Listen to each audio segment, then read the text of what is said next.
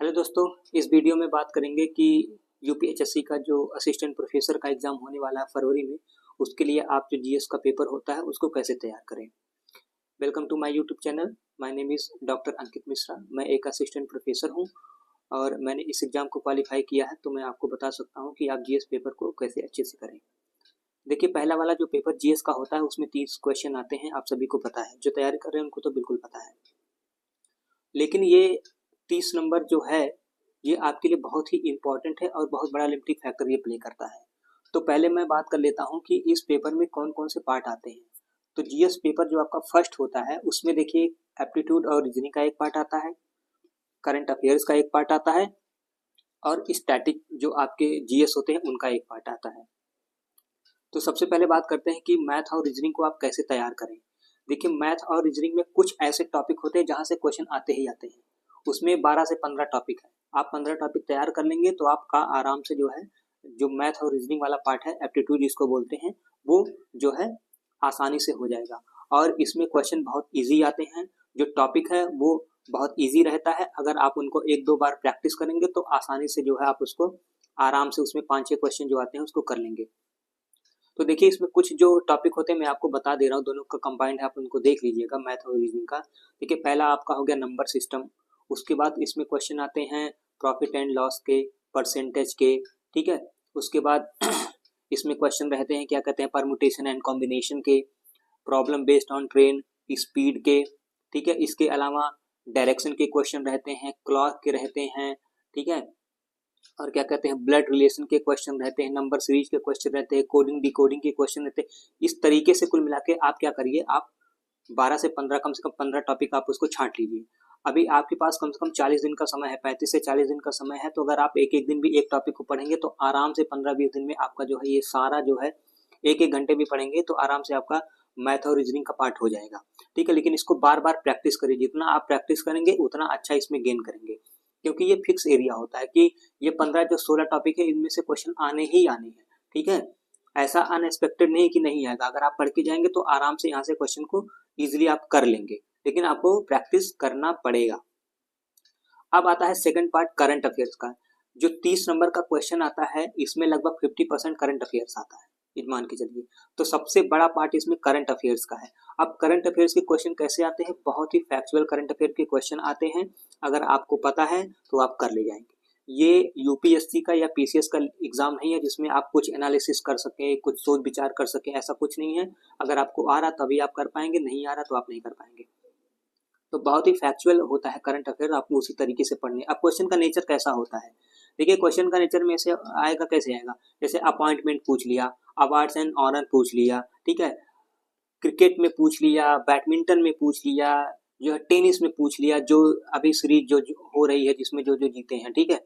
तो जो है स्पोर्ट का एक पार्ट हो गया, ठीक है, अवार्ड्स एंड ऑनर का एक पार्ट हो गया, डेज का पार्ट हो गया, बुक्स हो गए, आथर हो गए, ठीक है। इन सब तरह के क्वेश्चन इसमें पूछते हैं। इसको आप कैसे तैयार करेंगे, देखिए इसके लिए सबसे अच्छा तरीका ये है कि आप मार्केट से जाइए, एनुअल कोई जो है आप करंट अफेयर्स की वार्षिकी उठा के लाइए, चाहे घटना सार का लेके आइए, चाहे घटना चक्र का लेके आइए। घटना चक्र की दृष्टि आती है, आप उसको भी ले सकते हैं। देखिए, इसको आपको पढ़ना कैसे है, एज इट जैसे बुक है वो तो पीसीएस के लिए भी लोग इसको पढ़ते हैं, आरओ के लिए भी पढ़ते हैं, लेकिन आपको क्या करना है, आपको थोड़ा सा स्मार्ट तरीके से इसकी स्टडी करनी है। आपका ये अच्छे से कैसे रेडी हो सकता है, उसके लिए आप सिर्फ एक काम करिए, आप इसके नोट्स बनाइए। कैसे नोट्स बनाएंगे, टॉपिक वाइज नोट्स बनाएंगे। इसमें कम से कम आप थीम बांट लीजिए।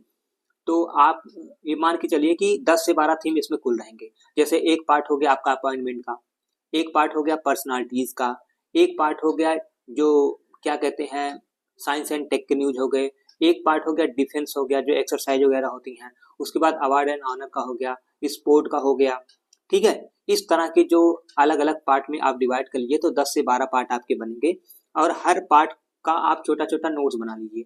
आप यकीन मान के चलिए कि 2-3 पेज से ज्यादा किसी भी पार्ट का नहीं होगा। तो आप जो 10-12 आपके जो टॉपिक रहेंगे या पार्ट रहेंगे तो कुल मिलाकर आपका 20 से 25 पेज का नोट्स बन जाएगा। आप उसको बार बार रिवाइज करिए, क्योंकि आप इसको जब बार बार रिवाइज करेंगे तभी ये फैक्चुअल चीजें आपको याद होंगी। अगर आपको फैक्ट नहीं याद है तो आप इसको नहीं कर पाएंगे। आपको याद करना है, मेमोराइज करके जाना है, ठीक है, तभी आप इसको कर पाएंगे। और आप करंट अफेयर्स और अगर एप्टीट्यूड का पार्ट अच्छे से कर लेते हैं तो आप 18 से 20 क्वेश्चन आराम से कर ले जाएंगे 30 में। अब बाकी स्टैटिक वाले पार्ट की बात करते हैं। देखिए स्टैटिक वाले पार्ट के लिए नया कुछ पढ़ने का समय आपके पास ज़्यादा है नहीं, और पढ़ के आप उसमें ज़्यादा कुछ कर पाएंगे भी नहीं, क्योंकि रिवीजन आप कर नहीं पाएंगे अगर कुछ नया पढ़ेंगे। अगर आपने पहले से जो भी पढ़ा लिखा है उसको बार बार रिवाइज करिए, ठीक है।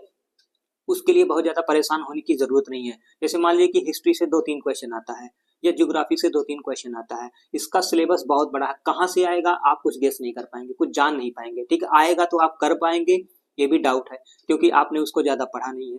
तो नया कुछ पढ़ने की स्थिति में आप है नहीं, और नया आप पढ़िए नहीं। अगर आपका स्टैटिक बिल्कुल भी रेडी नहीं है तो उसको आप डिस्कार्ड कर दीजिए। करंट अफेयर्स और एप्टीट्यूड के ऊपर आप रिलायबल रहिए, ठीक है, जितना यहाँ से कर सकते हैं। और अगर स्टैटिक पार्ट आपने पढ़ा है तो आप जो है उसको बार बार रिवाइज करिए। देखिए स्टैटिक पार्ट में एक और चीज़ें होती हैं कि कुछ बच्चे ऐसे होते हैं जिनका कुछ ना कुछ एरिया स्ट्रांग होता है। जैसे कोई साइंस का बच्चा है तो साइंस वाला उसका जीएस अच्छा होगा, आर्ट वाला कोई सब स्टूडेंट है तो उसका क्या रहेगा, हिस्ट्री किसी का अच्छा होगा, किसी का पॉलिटी अच्छा होगा, किसी का ज्योग्राफी अच्छा होगा। तो आप अपने एरिया को जो है पहचानिए कि आपका कौन सा स्ट्रांग होल्ड एरिया। जैसे किसी को पॉलिटी बहुत अच्छे से समझ में आती है, किसी को हिस्ट्री अच्छे से समझ में आती है, उस पार्ट को आप जो है ज़्यादा से ज़्यादा रिवाइज करिए। इस तरीके स्मार्ट वे में और सिलेक्टिव अगर आप स्टडी करेंगे तो आप इसमें अच्छा गेन कर सकते हैं। और आराम से जो 30 क्वेश्चन आता है इसमें 20 से 22 क्वेश्चन आप आराम से कर सकते हैं, कोई सब बहुत बड़ी बात नहीं है। लेकिन इसका अगर आपने 20 क्वेश्चन कर लिया तो बहुत बड़ी बात है। आप सिलेक्शन आप मान के चलिए कि आपका निश्चित ही निश्चित है। मैंने 2 पेपर क्वालिफाई किया है, एक मैंने यूपीपीएससी जीडीसी का किया है, एक मैंने यूपीएचईएससी का किया। दोनों पेपर मैंने क्वालिफाई किए और दोनों पेपर में जीएस में मेरा बहुत अच्छा नंबर रहा है। जीडीसी वाले में मैंने 21 क्वेश्चन सही किए थे, और जो मेरा यूपीएचएससी का था उसमें मैंने 22 क्वेश्चन सही किए थे, ठीक है। तो यूपीएचएससी में जो है आप अच्छा जो उसमें कर ही सकते हो, उसमें तो निगेटिव मार्किंग भी नहीं है, ठीक है। तो जितना ज़्यादा आप कर लेंगे आपके लिए अच्छा रहेगा, ठीक है।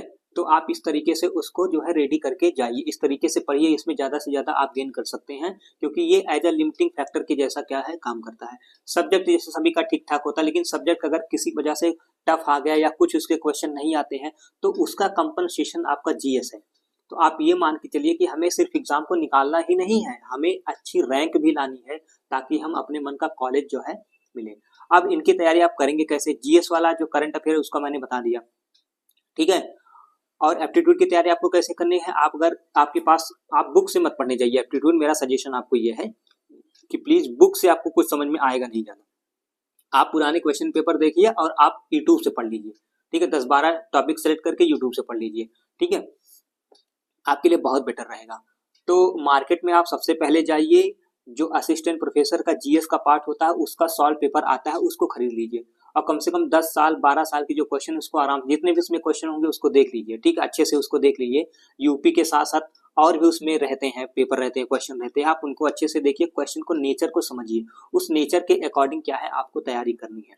इस तरीके से आप अगर पढ़ेंगे सिलेक्टिव और स्मार्ट स्टडी में तो आप बहुत ज़्यादा गेन कर पाएंगे। अगर आप सब कुछ पढ़ने की कोशिश करेंगे तो आप कुछ नहीं कर पाएंगे, ठीक है।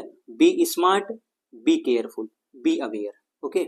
तो इस वीडियो में दोस्तों इतना ही, मिलते हैं नेक्स्ट वीडियो में। Thank you so much.